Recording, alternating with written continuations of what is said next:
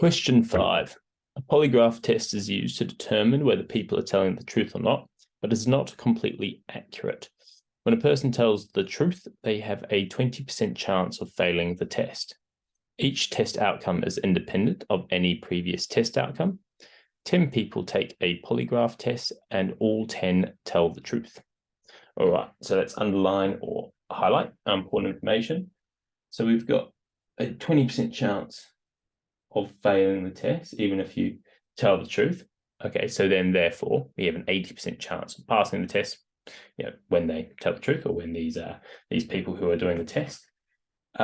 Each outcome is independent, right? And we have 10 people taking the test, and they will tell the truth.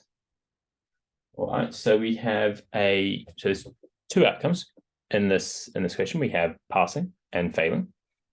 Each outcome is independent, and we have a fixed number of trials or of people doing the test, which is 10. All right, so then what this should be indicating to you is that this is a binomial probability question, right? Because these are basically the characteristics, the requirements for a binomial probability question.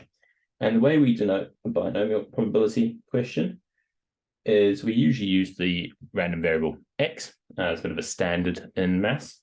And we put the first number is n, which is going to be the number of trials, and then followed by p, which will be the probability of success or failure. It depends on which way you want to look at it, but that just needs to stay the same each time. All right.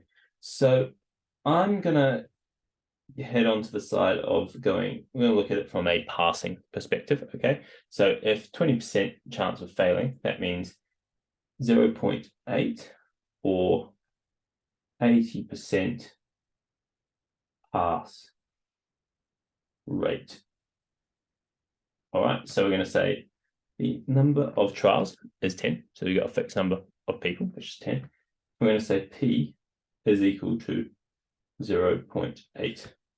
All right, so now we can sort of write our binomial distribution as 10 trials with a probability of success or passing it of 0.8.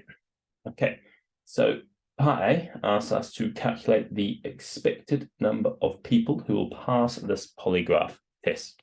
All right, so let's highlight the expected number of people. Okay, so this the expected number of a binomial distribution is given to you in your formula booklet, which is as follows: is expected number of x is equal to NP. All right, so we can basically bring this over here, and we'll say therefore EX is equal to 10 multiplied by 0.8, which equals 8. All right, and so that's the answer to part A. All right, let's move on to part B. What we got? Calculate the probability that exactly 4 people will fail this polygraph test. Okay, so exactly 4 people will fail.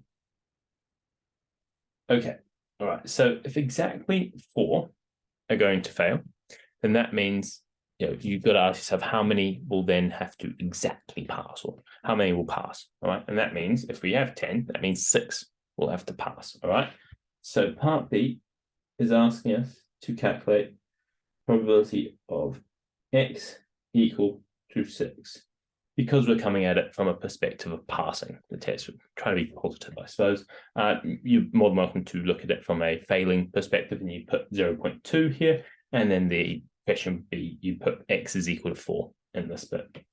All right, but yeah, so we're going to come at it from this perspective. Now, if you don't know how to calculate how to use a binomial distribution, or how to calculate binomial probabilities using your graphics display calculator, using a calculator, I would advise you look that up on YouTube or wherever.